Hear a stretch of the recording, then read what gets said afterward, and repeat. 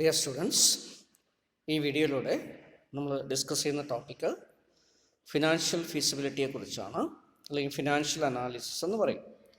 അപ്പോൾ എന്താണ് ഈ ഫിനാൻഷ്യൽ അനാലിസിസ് അല്ലെങ്കിൽ financial feasibility?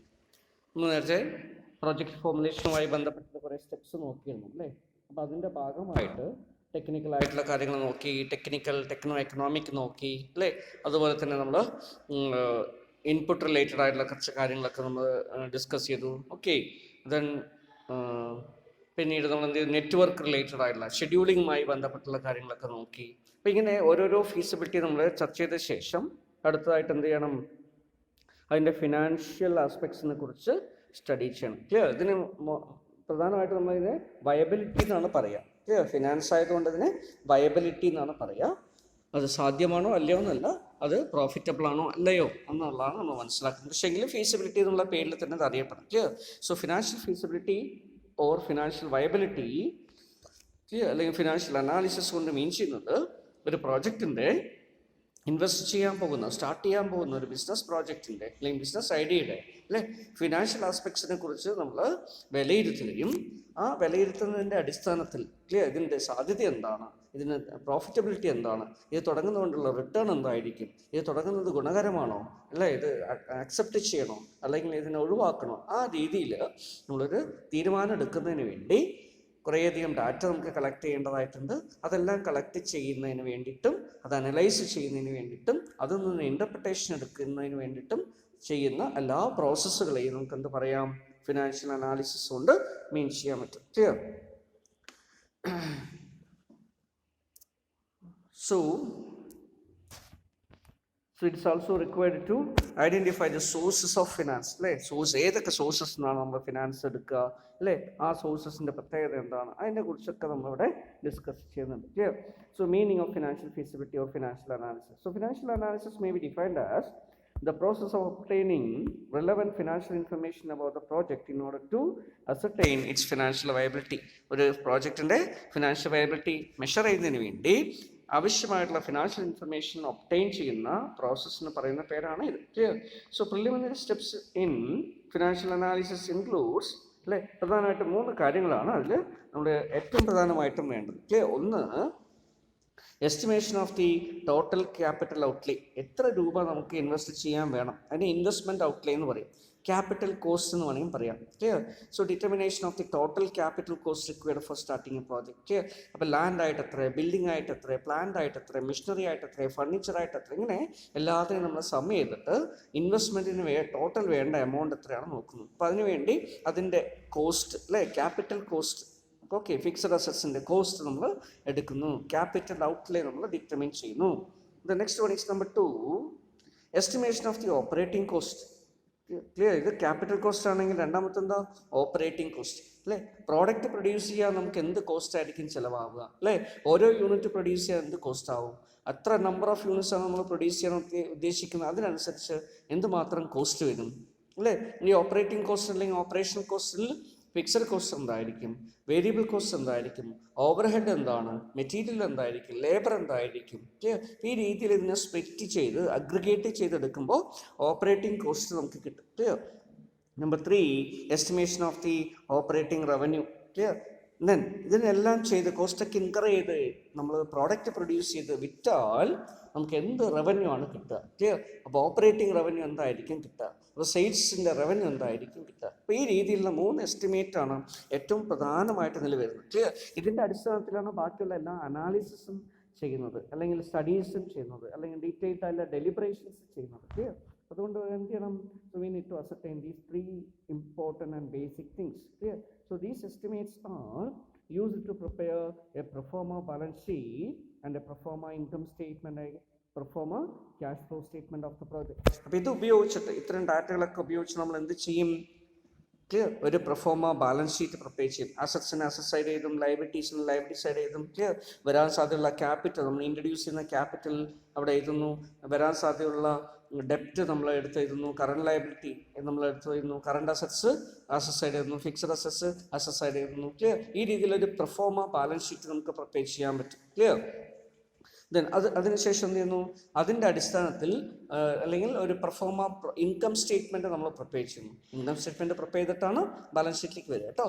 So income statement എന്താ, ഇൻകം സ്റ്റേറ്റ്മെൻറ്റിൽ ആകെ നമ്മൾ എത്ര യൂണിറ്റ് പ്രൊഡ്യൂസ് ചെയ്യും അല്ലേ, അതിൻ്റെ എത്ര യൂണിറ്റ് വിൽക്കും, അതിൻ്റെ സെല്ലിംഗ് പ്രൈസ് അനുസരിച്ചിട്ട് എത്ര രൂപയുടെ സെയിൽസ് കിട്ടും, എത്ര രൂപ നമുക്ക് പർച്ചേസിന് വേണ്ടി ചിലവാകും, എത്ര രൂപ ഡയറക്റ്റ് എക്സ്പെൻസസ് ആയിട്ട് ചിലവാകും, ഇതെല്ലാം കൂടെ ചേർത്തിട്ട് ഗ്രോസ് പ്രോഫിറ്റ് എത്രയായിരിക്കും അല്ലേ, ഇനി മറ്റുള്ള ഓപ്പറേറ്റിംഗ് എക്സ്പെൻസുകൾ ഏതൊക്കെയാണ്, അതിൻ്റെ എമൗണ്ട് എത്രയൊക്കെയാണ് വരിക. ഓക്കെ, ദെൻ അങ്ങനെയാണെങ്കിൽ നെറ്റ് പ്രോഫിറ്റ് എത്രയാണ് കിട്ടുക. ഈ നെറ്റ് പ്രോഫിറ്റ് നമ്മൾ ബാലൻസ് ഷീറ്റിലേക്ക് ക്യാരി ഫോർവേഡ് ചെയ്തിട്ട് പ്രൊഫോമ ബാലൻസ് ഷീറ്റ് കംപ്ലീറ്റ് ചെയ്യുന്നു. ദെൻ അതിനുശേഷം എന്ത് ചെയ്യുന്നു, ഒരു പ്രൊഫോമ ക്യാഷ് ഫ്ലോ സ്റ്റേറ്റ്മെൻറ്റ് കൂടെ പ്രിപ്പയർ ചെയ്യും. അപ്പോൾ എത്ര ക്യാഷാണ് നമുക്ക് ജനറേറ്റ് ചെയ്ത് വരുന്നത്, എത്ര ക്യാഷ് നമ്മൾ കൊടുക്കാറുണ്ട്, ക്യാഷ് ഇൻഫ്ലോസ് ഏതൊക്കെയാണ്, ക്യാഷ് ഔട്ട് ഫ്ലോസ് ഏതൊക്കെയാണ്, ക്ലിയർ, ഇതിൻ്റെ ഡിഫറൻസ്, ക്യാഷ് ബാലൻസ് പോസിറ്റീവായിട്ട് കിട്ടുമോ നെഗറ്റീവായിട്ട് കിട്ടുമോ, ഓവർ ഡ്രാഫ്റ്റ് എടുക്കണോ അല്ലെങ്കിൽ സർപ്ലസ് ക്യാഷ് ഉണ്ടാവും, ഈ രീതിയിൽ നമ്മൾ അറിയുന്നതിന് വേണ്ടി ഒരു ക്യാഷ് ഫ്ലോ സ്റ്റേറ്റ്മെൻറ്റ് എന്ത് ചെയ്യുന്നു, പ്രിപ്പയർ ചെയ്യുന്നു. അപ്പോൾ ഇതാണ് പ്രധാനമായിട്ടും വരുന്ന നമ്മുടെ ബേസിക് ആയിട്ട് വരുന്ന കാര്യങ്ങൾ. Clear. So the purpose of financial analysis is to find out whether the project is attractive enough to secure funds needed for various activities. അല്ലേ, നമ്മൾ ഇതിലേക്ക് ഇൻവെസ്റ്റ് ചെയ്യുന്നതിന് മുമ്പ് അത് അട്രാക്റ്റീവ് ആണോ, ഇൻവെസ്റ്റ്മെൻറ്റിന് സ്കോപ്പ് ഉള്ളതാണോ അല്ലേ, അതിന് കേപ്പബിൾ ആണോ എന്ന് നമ്മൾ വെരിഫൈ ചെയ്യേണ്ടതായിട്ടുണ്ട്. അതിന് വേണ്ടിയിട്ടാണ് ഇങ്ങനെയുള്ള ഇൻഫർമേഷൻസ് ഒക്കെ നമ്മൾ കളക്ട് ചെയ്ത് അനലൈസ് ചെയ്യുന്നത്. ഓക്കെ, അതുപോലെ തന്നെ നമ്മുടെ പ്രോജക്റ്റിൻ്റെ ഒബ്ജക്റ്റീവ് റിയലൈസ് ചെയ്യാൻ ഇതിന് കഴിയുമോ അല്ലേ, അതും കൂടെ പരിശോധിക്കണം. So financial analysis deals not only with the financial aspect of a project but also the operational aspects. Clear. ഇവിടെ ഫിനാൻസ് എന്ന് പറഞ്ഞിട്ട് ഫിനാൻഷ്യൽ മാത്രമല്ല ചെയ്യുക, ഫിനാൻസ് എന്തിനെ കൂടെ ഡിപ്പെൻഡ് ചെയ്തിരിക്കുന്നു, ഓപ്പറേറ്റിങ്ങുമായി ബന്ധപ്പെട്ടിരിക്കുന്നു. അതുകൊണ്ട് അവിടെ ഒരു ഓപ്പറേറ്റിംഗ് അനാലിസിസ്, ഓപ്പറേഷൻ അനാലിസിസ് കൂടെ ചെയ്യും. ക്ലിയർ. എന്തുകൊണ്ട് ഓപ്പറേഷൻ അനാലിസിസ്? അപ്പോൾ ഇവിടെ നമ്മൾ എത്രമാത്രം പ്രൊഡ്യൂസ് ചെയ്യും, അതിൻ്റെ കോസ്റ്റ് എന്തായിരിക്കും, എത്ര റവന്യൂ കിട്ടും അല്ലേ, ഇതിൻ്റെ ഡിഫറൻസ് എന്താണ്, ഇങ്ങനെയുള്ള കാര്യങ്ങൾ നമ്മളിവിടെ അനലൈസ് ചെയ്യുന്നുണ്ട്. ക്ലിയർ.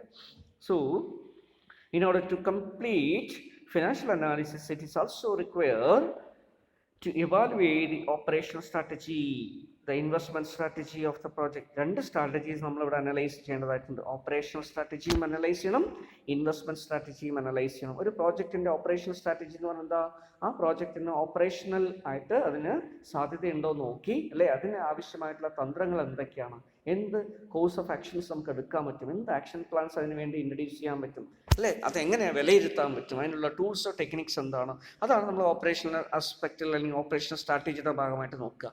ഇൻവെസ്റ്റ്മെൻറ്റ് സ്ട്രാറ്റജിയിൽ എന്താ, ഇതൊരു പ്രോജക്റ്റായിട്ട് വരുന്നു, ഈ പ്രോജക്റ്റിന് നമുക്ക് കുറേ ഇൻവെസ്റ്റ്മെൻറ്റ് ഔട്ട്ലേ വേണം അല്ലേ, അങ്ങനെയാണെങ്കിൽ ഈ പ്രോജക്റ്റിൽ നിന്ന് കുറേയധികം നമുക്ക് റിട്ടേൺ കിട്ടാനുള്ള സാധ്യതയുണ്ട്. അപ്പോൾ നമ്മൾ എന്ത് ചെയ്യുന്നു, ഈ ഇൻവെസ്റ്റ്മെൻറ്റ് കോസ്റ്റായിട്ട് എടുക്കുന്നു, റിട്ടേൺ എന്ന് പറയുന്നത് നമ്മൾ ബെനിഫിറ്റ് ആയിട്ട് എടുക്കുന്നു, ഈ കോസ്റ്റിനെയും ബെനിഫിറ്റ്സിനെയും കമ്പയർ ചെയ്യുന്നു, എന്നിട്ട് അനലൈസ് ചെയ്ത് നോക്കുന്നു. അനലൈസ് ചെയ്ത് നോക്കിയ ശേഷം അതിൻ്റെ അടിസ്ഥാനത്തിൽ ഇൻവെസ്റ്റ്മെൻറ്റിന് ഇത് കേപ്പബിൾ ആണോ അല്ലയോ എന്ന് നോക്കും. ക്ലിയർ. അതിനനുസരിച്ച് ഇൻവെസ്റ്റ് ചെയ്യണോ വേണ്ടയോ എന്ന് തീരുമാനം എടുക്കുന്നു. ക്ലിയർ. അപ്പം അങ്ങനെ ഒരു തീരുമാനം എടുക്കുന്നതിന് വേണ്ടി അതിന് ഉപയോഗിക്കുന്ന tools, techniques, methods, process, clear, comparison, ഇതെല്ലാം കൂടെ വരുന്നതാണ് investment strategy. Clear. So financial strategy evaluated in terms of financial leverage. Clear. Investment strategy of the project. Then break-even analysis is used to explain the operational strategy. ഇപ്പോൾ operational സ്ട്രാറ്റജിയെ നമ്മൾ ചെയ്യുന്നതിന് മനസ്സിലാക്കുന്നതിന് വേണ്ടി, നമ്മളെ സഹായിക്കുന്നതിന് വേണ്ടി നമ്മൾ ഏറ്റവും പ്രധാനമായിട്ട് ഉപയോഗിക്കുന്ന ടൂളാണെന്ത്, BEP അനാലിസിസ് അല്ലെങ്കിൽ ബ്രേക്ക് ഈവൻ അനാലിസിസ്. നിങ്ങൾ ഒരുപക്ഷെ കേട്ടിട്ടുണ്ടാവും അല്ലേ, എന്താണ് ബ്രേക്ക് ഈവൻ പോയിന്റ്? ഏതൊരു പോയിന്റ് ഓഫ് ആക്ടിവിറ്റിയിലാണോ, ഏതൊരു ലെവൽ ഓഫ് സെയിൽസിലാണോ, ഏതൊരു ലെവൽ ഓഫ് പ്രൊഡക്ഷനിലാണോ, clear, no profit no loss situation വരുന്നത്, അതിനെയാണെന്ന് പറയാം നമ്മൾ ബ്രേക്ക് ഈവൻ പോയിന്റ് എന്ന് പറയും അല്ലേ. So break even point is a point, a situation where there is neither profit nor loss, പ്രോഫിറ്റും ഇല്ല ലോസും ഇല്ല. അപ്പോൾ പ്രോഫിറ്റും ലോസും ഇല്ലാതെ നിൽക്കുന്ന ഒരു സിറ്റുവേഷൻ, ദാറ്റ് ഈസ് ആ ലെവലിനേക്കാളും കൂടുതൽ പ്രൊഡ്യൂസ് ചെയ്ത് കഴിഞ്ഞാൽ എന്താവും, കൂടുതൽ സെയിൽസ് ചെയ്ത് കഴിഞ്ഞാൽ എന്താവും, പ്രോഫിറ്റായിട്ട് മാറും. അതിനേക്കാളും കുറഞ്ഞ രീതിയിൽ സെയിൽസോ പ്രൊഡക്ഷനോ മാറിക്കഴിഞ്ഞാൽ എന്താവും, ലോസ് ആയിട്ട് വരാൻ സാധ്യത. Clear. So that is why it become crucial. Clear. അപ്പോൾ ഇത് ഏത് ലെവലിലാണ് നോ പ്രോഫിറ്റ് നോ ലോസ് എന്ന് നോക്കിയിട്ട് അതിനേക്കാളും കൂടുതൽ എന്ത് ചെയ്യാമെന്ന് നമുക്ക് സ്ട്രാറ്റജീസോ പ്ലാൻസോ ഒക്കെ ഉണ്ടാക്കിയെടുക്കാൻ പറ്റും. അപ്പോൾ അതാണ് BEPയുടെ ഒരു പ്രത്യേകത. അപ്പോൾ ഓപ്പറേഷണൽ സ്ട്രാറ്റജി മെഷർ ചെയ്യുന്നതിന് വേണ്ടി, അനലൈസ് ചെയ്യുന്നതിന് വേണ്ടി പ്രധാനമായിട്ടും BEP നമ്മൾ ഉപയോഗിക്കുന്നു. അതുപോലെ ഫിനാൻഷ്യൽ സ്ട്രാറ്റജി ഇവാലുവേറ്റ് ചെയ്യുന്നതിന് വേണ്ടി നമ്മൾ എന്ത് ചെയ്യുന്നു, ലിവറേജ് അനാലിസിസ് നമ്മൾ ഉപയോഗിക്കുന്നുണ്ട്. ക്ലിയർ? ഫിനാൻഷ്യൽ ലിവറേജ് ഉപയോഗിക്കുന്നു. എന്താ ഫിനാൻഷ്യൽ ലിവറേജിനെ? ട്രേഡിംഗ് ഓൺ ഇക്വിറ്റി എന്നൂടെ നമ്മൾ പറയാറുണ്ട്. ഇക്വിറ്റി ഷെയർ ഹോൾഡേഴ്സിൻ്റെ ചെറിയൊരു ഇക്വിറ്റി എമൗണ്ടിനെ ഉപയോഗിച്ചുകൊണ്ട് കൂടുതൽ ഡെപ്റ്റ് നമ്മൾ കടമെടുത്തിട്ട് എന്ത് ചെയ്യുന്നു, ആ ഡെപ്റ്റ് കൂടെ ഇതിലേക്ക് കൊണ്ടുവന്ന്, ഡെപ്റ്റിൻ്റെ പ്രത്യേകത എന്താ, അതിൻ്റെ ഇൻട്രസ്റ്റ് റേറ്റ് ഒക്കെ വളരെ കുറവായിരിക്കും. അതിന് നിശ്ചിത തരത്തിലുള്ള നിശ്ചിത എമൗണ്ട് ഇൻട്രസ്റ്റ് കൊടുത്താൽ മതിയാവും. മാത്രമല്ല കിട്ടുന്ന ലാഭത്തിൽ നിന്ന് റീപേയ്മെൻറ്റ് ചെയ്യാം. കുറച്ച് കഴിയുമ്പോൾ മുഴുവൻ ഇൻട്രസ്റ്റും കടവും ഒക്കെ തിരിച്ചടച്ചു കഴിഞ്ഞാൽ നമ്മുടെ പ്രോപ്പർട്ടി അസറ്റ്സ് ഒക്കെ നമ്മുടെ ആയിട്ട് മാറും. ആ രീതിയിൽ കുറച്ച് ഡെപ്റ്റ് ഉപയോഗിക്കുന്നതിൻ്റെ ഫലമായി ഇക്വിറ്റി ഷെയർ ഹോൾഡേഴ്സിൻ്റെ ഏർണിങ്സിനെ വർദ്ധിപ്പിക്കാൻ പറ്റും, അല്ലെങ്കിൽ കമ്പനിയുടെ വാല്യൂ, വെൽത്തൊക്കെ വർദ്ധിപ്പിക്കാൻ പറ്റും. ക്ലിയർ? ഇങ്ങനെ കമ്പനിയുടെ, ഫേമിൻ്റെ വെൽത്ത്, വാല്യൂ മാക്സിമൈസ് ചെയ്യാൻ പറ്റുന്ന തരത്തിൽ ഉള്ള ഒരു അനാലിസിസ് നമ്മൾ ചെയ്യുമ്പോൾ അതിനെ ട്രേഡിംഗ് ഓൺ ഇക്വിറ്റി എന്ന് പറയും. ക്ലിയർ? അല്ലെങ്കിൽ ഫിനാൻഷ്യൽ ലിവറേജ് എന്ന് പറയും. അപ്പോൾ ലിവറേജ് അനാലിസിസ് ഒക്കെ ഇതിലൂടെ ചെയ്ത് നോക്കാൻ പറ്റും. അതുപോലെ ഇൻവെസ്റ്റ്മെൻറ്റ് സ്ട്രാറ്റജി നമ്മൾ എങ്ങനെ മെഷർ ചെയ്യുന്നു?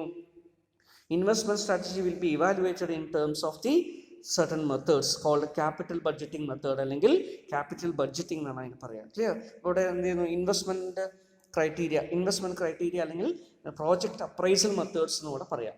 ക്ലിയർ? ഈ പ്രോജക്റ്റ് അപ്രൈസൽ മെത്തേഡ്സിൽ കുറേ മെത്തേഡ്സ് ഉണ്ട്. ക്ലിയർ? ട്രഡീഷണൽ മെത്തേഡ്സ് ഉണ്ട്, മോഡേൺ മെത്തേഡ്സ് ഉണ്ട്. ക്ലിയർ? അതിൽ pay back method, accounting rate of return method, അതുപോലെ തന്നെ NPV method, IRR method, profitability index method, അതുപോലെ നെറ്റ് ടെർമിനൽ വാല്യൂ മെത്തേഡ്, ഇങ്ങനെ കുറേയധികം മെത്തേഡുകൾ നമുക്ക് കിട്ടും. അതിൽ ഏതെങ്കിലും ഒന്നോ രണ്ടോ കോമ്പിനേഷൻസ് ഓഫ് മെത്തേഡ് ഉപയോഗിച്ച് ഈ പ്രോജക്റ്റിൽ ഇൻവെസ്റ്റ് ചെയ്യണോ വേണ്ടയോ എന്ന് നമ്മൾ തീരുമാനിക്കും. ക്ലിയർ? അപ്പോൾ ഇങ്ങനെയുള്ള ഇൻവെസ്റ്റ്മെൻറ്റ് സ്ട്രാറ്റജി അതനുസരിച്ച് ചെയ്യുന്നു. ക്ലിയർ?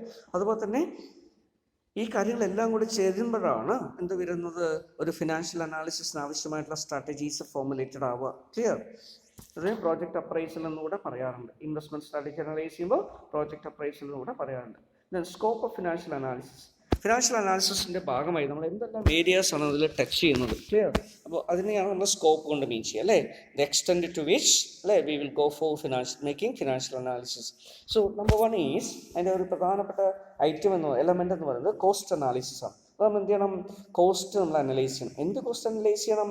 അപ്പോൾ അവിടെ കറണ്ട് കോസ്റ്റ് നമ്മൾ അനലൈസ് ചെയ്യണം, ഓപ്പറേറ്റിംഗ് കോസ്റ്റ് അനലൈസ് ചെയ്യണം, ഫ്യൂച്ചർ കോസ്റ്റ് നമ്മൾ അനലൈസ് ചെയ്യണം, ഓപ്പർച്യൂണിറ്റി കോസ്റ്റ് അനലൈസ് ചെയ്യണം, ഇൻക്രിമെൻറ്റ് കോസ്റ്റിൽ വരുന്ന വർധനവ് നമ്മൾ നോക്കണം, അല്ലേ? ഓപ്പർച്യൂണിറ്റി കോസ്റ്റ് എന്താ, നമ്മൾ ഇവിടെ ഇൻവെസ്റ്റ് ചെയ്യുന്നതിന് പകരം മറ്റെവിടെയെങ്കിലും ഇൻവെസ്റ്റ് ചെയ്യുകയാണെങ്കിൽ എന്ത് കിട്ടും, അപ്പോൾ അതാണ് ഓപ്പർച്യൂണിറ്റി കോസ്റ്റ്. ക്ലിയർ? അപ്പോൾ opportunity cost, incremental cost, imputed cost, അല്ലേ, interest cost, depreciation cost, tax related ആയിട്ടുള്ള കോസ്റ്റ്. ക്ലിയർ? ഇങ്ങനെ ഓപ്പറേറ്റിംഗ് കോസ്റ്റുകളായിട്ടും നോൺ ഓപ്പറേറ്റിംഗ് കോസ്റ്റുകളായിട്ടും, ക്ലിയർ, അതുപോലെ തന്നെ കോസ്റ്റുകളുടെ പലതരത്തിലുള്ള കോസ്റ്റുകളെ കുറിച്ച് നമ്മൾ എന്ത് ചെയ്യേണ്ടായിരുന്നു, അതിൻ്റെ എല്ലാം എസ്റ്റിമേഷൻ ചെയ്യുകയും അതിനെയൊക്കെ അനാലിസിസിന് വിധേയമാക്കുകയും ചെയ്യേണ്ടതായിട്ട് വരുന്നു. അപ്പോൾ ഒരു കോസ്റ്റ് സ്ട്രക്ചർ കിട്ടും. അങ്ങനെ കോസ്റ്റ് സ്ട്രക്ചർ കിട്ടുകയാണെങ്കിൽ ഓപ്പറേറ്റിംഗ് കോസ്റ്റിൻ്റെ ഒരു സ്ട്രക്ചർ നമ്മൾ എടുക്കുമ്പോൾ, ഓപ്പറേറ്റിംഗ് കോസ്റ്റ് സ്ട്രക്ചർ എടുക്കുമ്പോൾ എന്ത് വരും, ഫിക്സഡ് കോസ്റ്റ് ഉണ്ടാവും, വേരിയബിൾ കോസ്റ്റ് ഉണ്ടാവും, അതുപോലെ തന്നെ സെമി ഫിക്സഡ് അല്ലെങ്കിൽ സെമി വേരിയബിൾ കോസ്റ്റ് ഉണ്ടാവും. ക്ലിയർ? അപ്പോൾ ഈ രീതിയിൽ നമുക്ക് എന്ത് പറയാൻ പറ്റും, കോസ്റ്റുകളെ ഐഡൻറ്റിഫൈ ചെയ്ത് അനലൈസ് ചെയ്യാൻ പറ്റും. Then pricing. ഇങ്ങനെ കോസ്റ്റ് ഒക്കെ അനലൈസ് ചെയ്തു എന്ന് വിചാരിക്കുക, ഓപ്പറേറ്റിംഗ് കോസ്റ്റ് ഒക്കെ നമുക്ക് കിട്ടി, എത്ര ഫിക്സഡ് കോസ്റ്റ്, എത്ര വേരിയബിൾ കോസ്റ്റ്, അതൊക്കെ നോക്കിക്കഴിഞ്ഞാൽ നമ്മൾ എന്ത് ചെയ്യാൻ പറ്റുന്നു, ഈ ടോട്ടൽ കോസ്റ്റിനോടൊപ്പം ഒരു നിശ്ചയ ശതമാനം മാർജിൻ കൂടെ ചേർത്ത് കഴിഞ്ഞാൽ, നമുക്ക് ആവശ്യമുള്ള മാർജിൻ, പ്രോഫിറ്റ് കൂടെ ചേർത്ത് കഴിഞ്ഞാൽ എന്ത് കിട്ടും, സെല്ലിംഗ് പ്രൈസ് കിട്ടും. അപ്പോൾ സെല്ലിംഗ് പ്രൈസ് എന്താണ്, നമ്മുടെ പ്രൈസിങ് മെക്കാനിസം എന്തായിരിക്കണം, പ്രൈസിങ് സ്ട്രാറ്റജി എന്താണ്, ഇതെല്ലാം നിങ്ങൾ ഒരുപക്ഷെ മാർക്കറ്റിങ്ങിലോ എക്കണോമിക്സിലൊക്കെ പഠിച്ചിട്ടുണ്ടാവും, അല്ലേ? മാനേജർ എക്കണോമിക്സിലൊക്കെ പഠിച്ചിട്ടുണ്ട്. അപ്പോൾ കുറേ സ്ട്രാറ്റജീസ് മെത്തേഡ്സ് ഒക്കെ ഉണ്ട്, അല്ലേ? പെനിട്രേഷൻ പ്രൈസിങ് ഉണ്ട്, അല്ലേ? സ്കിംഡ് പ്രൈസിങ് ഉണ്ട്. ഓക്കെ, അപ്പോൾ ഈ രീതിയിൽ കുറേയധികം സ്ട്രാറ്റജീസും ടെക്നിക്സും മെത്തേഡ്സ് ഒക്കെ നമുക്ക് ഉപയോഗിക്കാം. അപ്പോൾ ആ രീതിയിൽ അതൊക്കെ ഉപയോഗിച്ച് നമ്മുടെ പ്രൈസിങ് സ്ട്രാറ്റജി എന്തായിരിക്കണം, okay, then estimation of determine price, നമ്മുടെ സെയിൽസിൻ്റെ പ്രൈസ് എന്തായിരിക്കും, ഓക്കെ, ആ രീതിയിൽ ആവറേജ് ഡിമാൻഡ് എന്തായിരിക്കും, അതിനനുസരിച്ച് പ്രൈസ് എന്തായിരിക്കണം. So price should be determine judiciously. Clear? കോസ്റ്റിനെ കവർ ചെയ്യാൻ പറ്റുന്ന തരത്തിൽ, ചെറിയ പ്രോഫിറ്റ് കിട്ടുന്ന തരത്തിൽ ജുഡീഷ്യസ് ആയിട്ട് അതിനെ ഫിക്സ് ചെയ്യണം, അല്ലേ? വളരെ കൂടുതൽ പ്രൈസ് ചാർജ് ചെയ്യാനും പറ്റില്ല, പ്രൈസ് കോസ്റ്റിനെ കവർ ചെയ്യാൻ പറ്റാത്ത രീതിയിൽ ഫിക്സ് ചെയ്യാനും പറ്റില്ല. അപ്പോൾ ആ രീതിയിൽ അതിനെ ഫിക്സ് ചെയ്യേണ്ടതായിട്ടുണ്ട്. Then price should be competitive as well, അല്ലേ? മാർക്കറ്റിൽ മറ്റുള്ള ആൾക്കാരും കോമ്പറ്റ് ചെയ്യുന്നുണ്ട്. നമ്മുടെ പ്രൈസ്, നമ്മൾ ഫിക്സ് ചെയ്യുന്ന പ്രൈസ് കോമ്പറ്റീറ്റേഴ്സിൻ്റെ പ്രൈസുമായിട്ട് അല്ലേ, അതിന് പറ്റാവുന്ന തരത്തിലായിരിക്കണം. അവരുടെ പ്രൈസ് വളരെ കുറവ്, നമ്മുടെ പ്രൈസ് കൂടുതലാണെങ്കിൽ മാർക്കറ്റിൽ നമ്മുടെ പ്രോഡക്റ്റ് റിജക്റ്റ് ചെയ്യപ്പെടും. അത് ഒഴിവാക്കണം. ക്ലിയർ? അപ്പോൾ ആ രീതിയിൽ ഏറ്റവും അപ്രോപ്രിയേറ്റ് ആയിട്ടുള്ള രീതിയിൽ ഒരു പ്രൈസിങ് മെക്കാനിസം നമ്മൾ ചെയ്യേണ്ടതായിട്ടുണ്ട്. Clear? Then next one is financing. അപ്പോൾ ഫിനാൻസിങ് ചെയ്യുന്നു. എന്താ ഫിനാൻസിങ്ങിൻ്റെ കേസസ് നമ്മൾ നോക്കുക അല്ലേ? എത്ര ക്യാപിറ്റൽ നമുക്ക് ആവശ്യമാണ്, ക്യാപിറ്റലൈസേഷൻ എന്താണ്, ക്യാപിറ്റൽ സ്ട്രക്ചർ എന്തായിരിക്കണം, സോഴ്സസ് ഓഫ് ക്യാപിറ്റൽ ഏതൊക്കെയായിരിക്കണം, ഏതെല്ലാം ഫണ്ടുകൾ നമുക്ക് ഉപയോഗിക്കേണ്ടതായിട്ട് വരുന്നു. ക്ലിയർ? ഇതെല്ലാം നമ്മൾ നോക്കുന്നു. അതിൻ്റെ കോസ്റ്റ് ഓഫ് ക്യാപിറ്റൽ എന്തായിരിക്കും, അതിൽ നിന്ന് കിട്ടേണ്ട റിട്ടേൺ ഓഫ് ഇക്വിറ്റി അല്ലേ, റിട്ടേൺ എന്തായിരിക്കണം, റേറ്റ് ഓഫ് റിട്ടേൺ എന്തായിരിക്കണം. അപ്പോൾ ആ രീതിയിൽ കമ്പയർ ചെയ്ത് ഡെപ്റ്റിൻ്റെയും ഇക്വിറ്റിയുടെയും മിക്സ് അല്ലെങ്കിൽ പ്രൊപ്പോർഷണൽ അല്ലെങ്കിൽ ഓപ്റ്റിമം ആയിട്ടുള്ളൊരു ക്യാപിറ്റൽ സ്ട്രക്ചർ ഇതെല്ലാം നിശ്ചയിക്കേണ്ടതായിട്ടുണ്ട്. ക്ലിയർ? ഇതിനെക്കുറിച്ചൊക്കെ ഡീറ്റെയിൽ ആയിട്ട് നമുക്ക് പിന്നീട് നമ്മൾ പഠിക്കും, നിങ്ങൾ മറ്റുള്ള സെമിസ്റ്റേഴ്സിൽ വരുമ്പോൾ. ക്ലിയർ? അപ്പോൾ ഇത്രയും മനസ്സിലാക്കുക. ഡെപ്റ്റ് ക്യാപിറ്റൽ, ഇക്വിറ്റി ക്യാപിറ്റൽ അല്ലേ, different sources of capital. Okay, അതനുസരിച്ച് ടോട്ടൽ ക്യാപിറ്റൽ എത്രയായിരിക്കണം, അതിൽ നിന്ന് കിട്ടുന്ന റേറ്റ് ഓഫ് റിട്ടേൺ എന്താണ് അല്ലേ, ഈ സോഴ്സ് ഓഫ് ക്യാപിറ്റലിന് വേണ്ടി വരുന്ന കോസ്റ്റ് എന്താണ്, കിട്ടുന്ന റേറ്റ് ഓഫ് റിട്ടേണും ഈ കോസ്റ്റ് ഓഫ് ക്യാപിറ്റലുമായിട്ട് കമ്പയർ ചെയ്യുമ്പോൾ അല്ലേ ഫേവറബിൾ ആണോ അൺഫേവറബിൾ ആണോ, ഇങ്ങനെയുള്ള കാര്യങ്ങളൊക്കെ ഡിസൈഡ് ചെയ്യേണ്ടതായിട്ടുണ്ട്. Okay, the next one is income and expenditure. എന്തുകൊണ്ട് നമ്മൾ നോക്കണം, ഇൻകം എക്സ്പെൻഡിച്ചർ നോക്കണം അല്ലേ. എന്താണ് ഇൻകം നമുക്കറിയാം, ഒരു പ്രോജക്റ്റിൽ നിന്ന് നമുക്ക് കിട്ടുന്ന ഇൻകം സെയിൽസ് റവന്യൂ ആയിരിക്കും അല്ലേ. അപ്പോൾ അതിനെക്കുറിച്ച് നമ്മൾ കൺസിഡർ ചെയ്യണം. അതുപോലെ തന്നെ എക്സ്പെൻഡിച്ചർ ഉണ്ട് അല്ലേ. അപ്പോൾ ആ എക്സ്പെൻഡിച്ചർ എന്ന് പറയുന്നത് നമുക്ക് പർച്ചേസസ് ആയിട്ടും മെറ്റീരിയൽസിൻ്റെ കോസ്റ്റ് ആയിട്ടും ലേബറിൻ്റെ കോസ്റ്റ് ആയിട്ടും ഓവർഹെഡിൻ്റെ കോസ്റ്റ് ആയിട്ടും ഒക്കെ വരാം. അപ്പോൾ ഇതിൻ്റെ ഡിഫറൻസ് എന്ന് പറയുന്നത് എന്താ, എക്സ്പെക്റ്റഡ് പ്രോഫിറ്റ് ആണ്. അപ്പോൾ ഈ പ്രൊഡക്ഷൻ കോസ്റ്റും സെയിൽസ് റവന്യൂ അല്ലേ, അതുപോലെ പ്രോഫിറ്റും ഇതിനെക്കുറിച്ചുള്ള കൺസിഡറേഷൻ അനാലിസിസ് ചെയ്യേണ്ടതായിട്ടുണ്ട്. ക്ലിയർ? ക്യാപിറ്റൽ ബഡ്ജറ്റിംഗ് ചെയ്യേണ്ടതായിട്ടുണ്ട്. എന്താ capital budgeting? Next one, capital budgeting എന്ന് പറയുന്നത് ഇൻവെസ്റ്റ്മെൻറ്റ് ഡിസിഷനാണ് കേട്ടോ. ഇൻവെസ്റ്റ്മെൻറ്റുമായി ബന്ധപ്പെട്ടിട്ടുള്ള കാര്യമാണ്. എന്താ ഇൻവെസ്റ്റ്മെൻറ്റ്?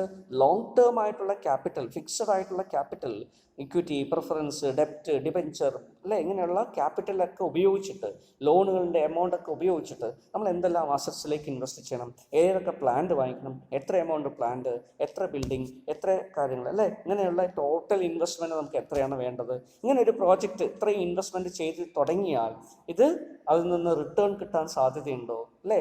അപ്പോൾ നമ്മുടെ കോസ്റ്റ് എന്താണ്, എത്ര കോസ്റ്റ് നമ്മൾ മുടക്കേണ്ടി വരും, എത്ര ബെനിഫിറ്റ് നമുക്ക് ഫ്യൂച്ചറിൽ കിട്ടാൻ സാധ്യതയുണ്ട്, ഈ ഫ്യൂച്ചറിൽ കിട്ടുന്ന ബെനിഫിറ്റ്സിൻ്റെ ഇപ്പോഴത്തെ കറണ്ട് വാല്യൂ നമ്മളതിന് പ്രസൻറ്റ് വാല്യൂ എന്നാണ് പറയുക. Clear? So present value of all future stream of cash benefits, all future stream of profits, അതിന് നമ്മൾ എന്ത് ചെയ്യുന്നു, അതിൻ്റെ പ്രസൻറ്റ് വാല്യൂയിലേക്ക് മാറ്റുന്നു. എന്നിട്ട് പ്രസൻ്റ് ആയിട്ടുള്ള ഇൻവെസ്റ്റ്മെൻറ്റ് എമൗണ്ടുമായിട്ട് കമ്പയർ ചെയ്തിട്ട് എന്ന് നോക്കുന്നു, ഇത് പ്രോഫിറ്റബിൾ ആണോ അല്ലയോ എന്ന് നോക്കുന്നു.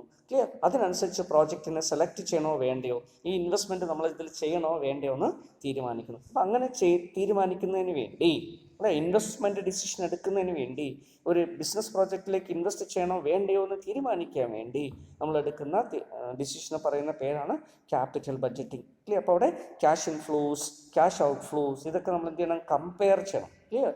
ക്യാഷ് ഔട്ട് ഫ്ലോ എന്ന് പറയുന്നത് നമ്മുടെ ഇൻവെസ്റ്റ്മെൻറ്റിൻ്റെ കോസ്റ്റാണ്, ക്യാഷ് ഇൻഫ്ലോസ് എന്ന് പറയുന്നത് നമുക്ക് കിട്ടുന്ന ബെനിഫിറ്റ്സ് ആണ്. അപ്പോൾ രണ്ടും കൂടെ കമ്പയർ ചെയ്ത് ബെനിഫിറ്റ്സ് കൂടുതലാണെങ്കിൽ നമുക്ക് എന്ത് ചെയ്യാം, ഇൻവെസ്റ്റ് ചെയ്യാം. ക്ലിയർ?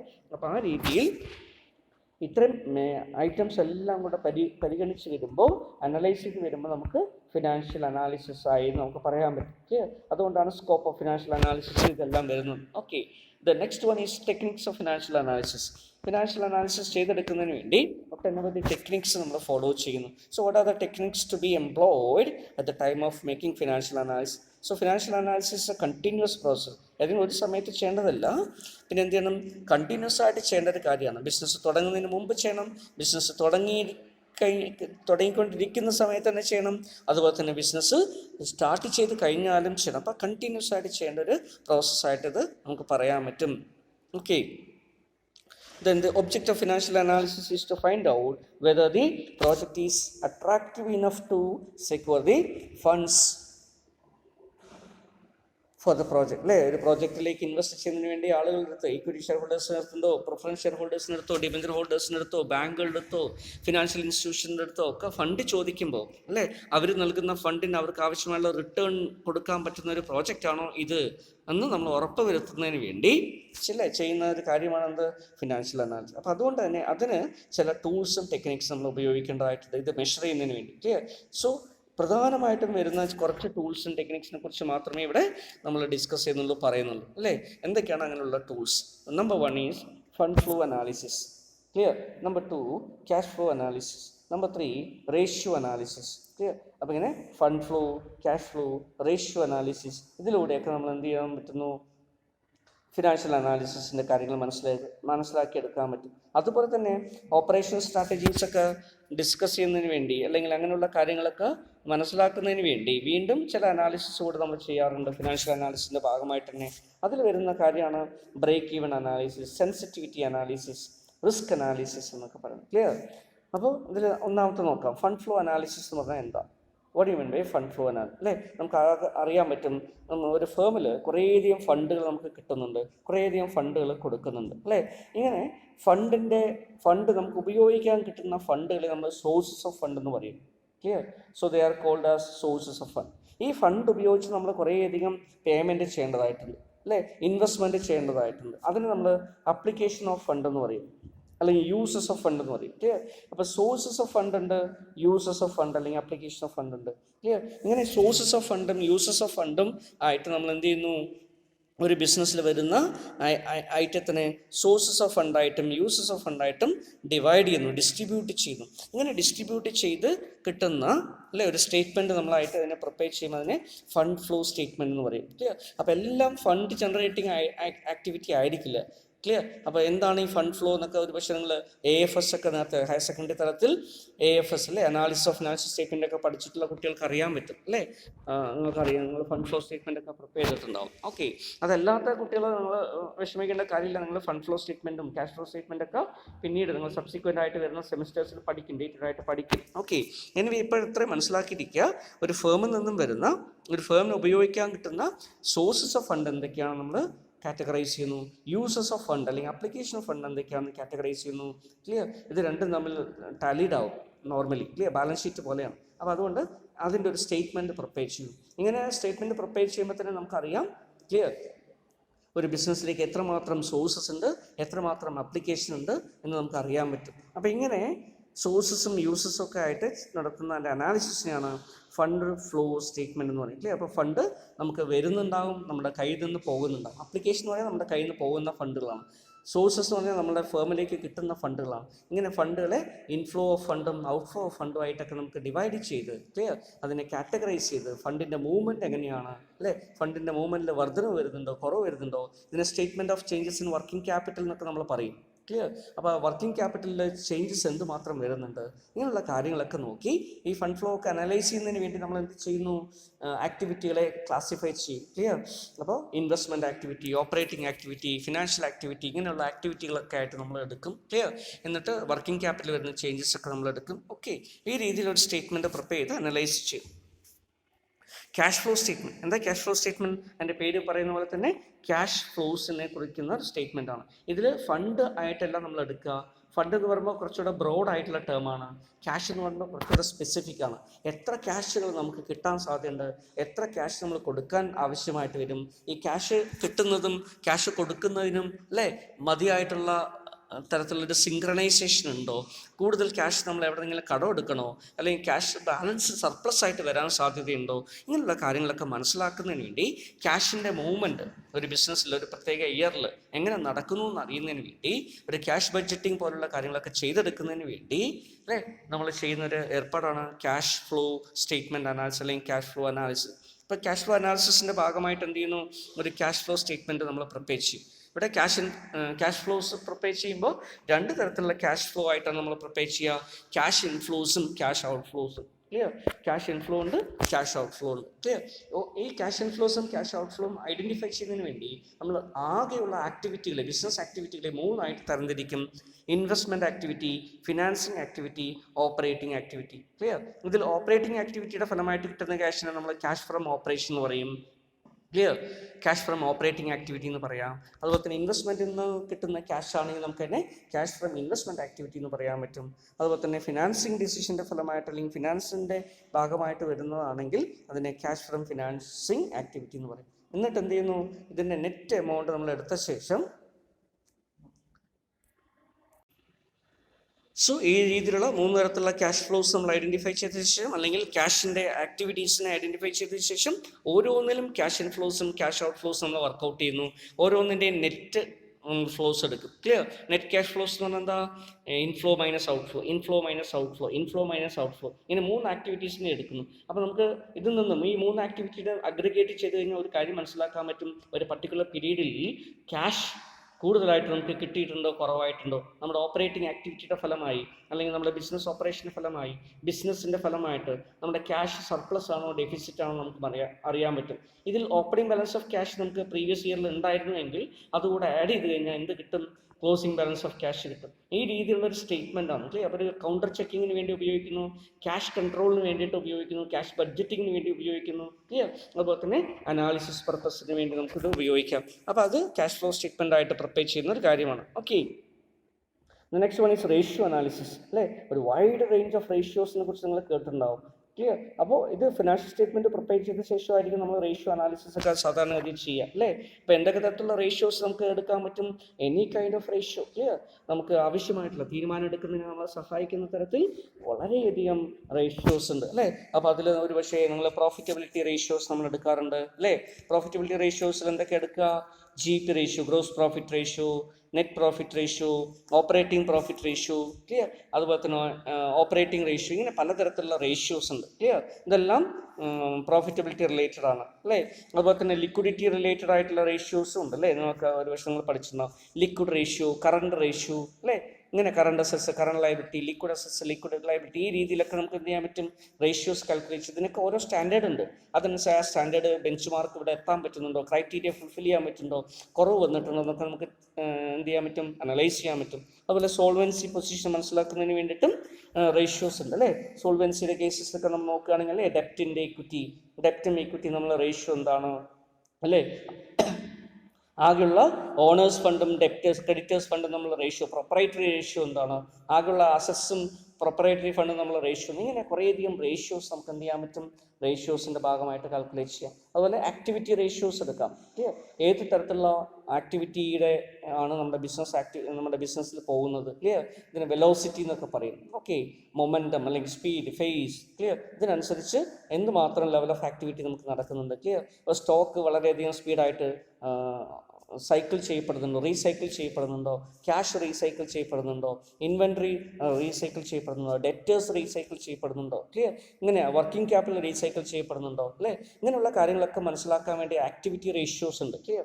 അപ്പോൾ നമ്മൾ debtors turn over ratio, inventory turn over ratio, okay, working capital turn over ratio, ഇങ്ങനെ കുറേയധികം റേഷ്യോസ് നമ്മൾ കാൽക്കുലേറ്റ് ചെയ്യും. അപ്പോൾ ഈ രീതിയിൽ ഓരോ റേഷ്യോസിനും ഓരോ ഇൻഡിക്കേഷൻസ് ഉണ്ട് കേട്ടോ. ഇതെല്ലാം നിങ്ങൾ ഫ്യൂച്ചറിൽ അല്ലെങ്കിൽ സബ്സിക്വൻ്റ് ആയിട്ടുള്ള സെമിസ്റ്റേഴ്സിൽ പഠിക്കും ഡീറ്റെയിൽ ആയിട്ട്. അപ്പോൾ ഇത്രയും മനസ്സിലാക്കി ഇങ്ങനെയുള്ള റേഷ്യോസും ചില ഇൻഡിക്കേഷൻസ് നമുക്ക് നൽകുന്നുണ്ട്. അപ്പോൾ ഇതനുസരിച്ചിട്ടും എന്ത് ചെയ്യാൻ പറ്റും?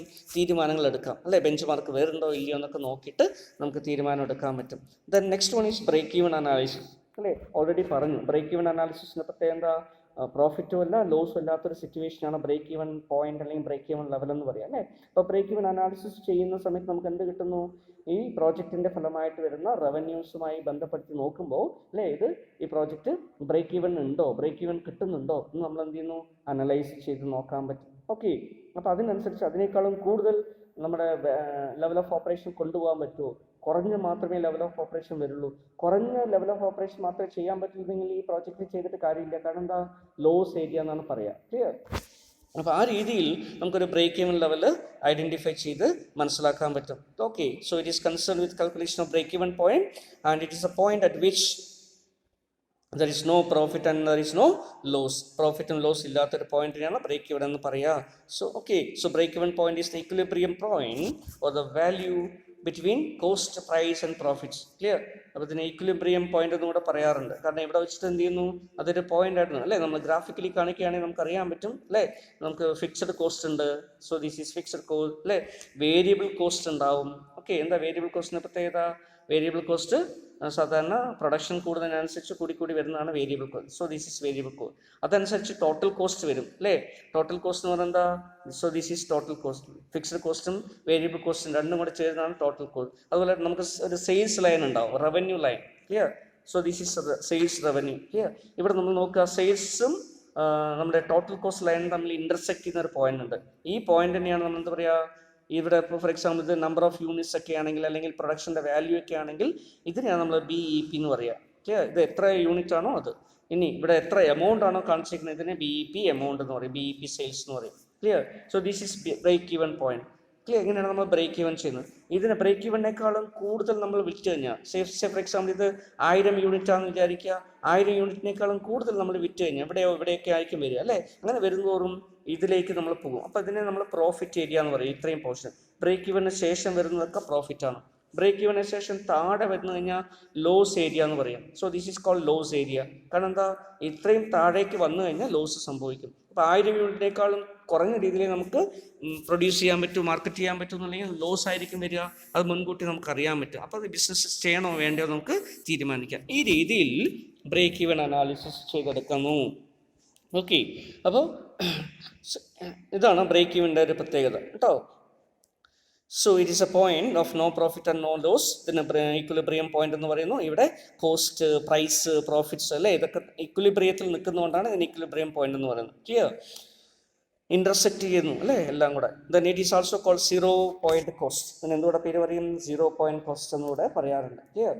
Then BEP is rightly described as the bread earning points. Clear. അപ്പോൾ ഇതിന് BEPയെ ബ്രെഡ് ഏർണിംഗ് പോയിന്റ് എന്നുകൂടെ പറയാറുണ്ട്. എന്താ ബ്രെഡ് ഏർണിംഗ് പോയിന്റ് എന്ന് പറഞ്ഞാൽ അല്ലേ, പ്രോഫിറ്റ് ജനറേറ്റ് ചെയ്യാൻ പറ്റുന്ന ഒരു പോയിന്റ് ആണ്, അതിന് ശേഷമാണ്. അതുകൊണ്ട് തന്നെ ബ്രെഡ് ഏർണിംഗ് അല്ലേ, ഒരു ബിസിനസ്സിനെ സംബന്ധിച്ച് ബ്രെഡ് എന്ന് പറയുന്നത് എന്താ, അതിൻ്റെ ഫുഡ് എന്ന് പറയുന്നത് പ്രോഫിറ്റ് ആണ് അല്ലേ. അതുകൊണ്ട് ബ്രെഡ് ഏർണിംഗ് അല്ലേ പോയിന്റ് ആയിട്ട് ഇതിനെ കണക്കാക്കാൻ പറ്റും. Just like bread earning cash or bread earning income for the human being and household അല്ലേ. ഒരു ഫാമിലിക്ക്, ഒരു കുടുംബത്തിന് അല്ലെങ്കിൽ വ്യക്തികൾക്ക് അല്ലേ ഒരു മിനിമം ലെവൽ ഓഫ് ഇൻകം വേണം. ബ്രെഡ് ഏർണിംഗ് ഇൻകം എന്നാണ് പറയുക, minimum sufficient income for day to day life. അതുപോലെ അല്ലെങ്കിൽ ഫുഡിനും അല്ലേ ഒക്കെ വേണ്ടിയിട്ടുള്ള ചിലവ്. അതുപോലെ തന്നെയാണ് ബിസിനസ്സിൻ്റെ കേസസിൽ ഇതിനെ ബ്രെഡ് ഈവൻ അല്ലെങ്കിൽ ബ്രെഡ് ഏർണിംഗ് പോയിന്റ്സ് എന്നൂടെ പറയുന്നു. It is a point of the project concern that starts earning its bread. Clear, that is profit.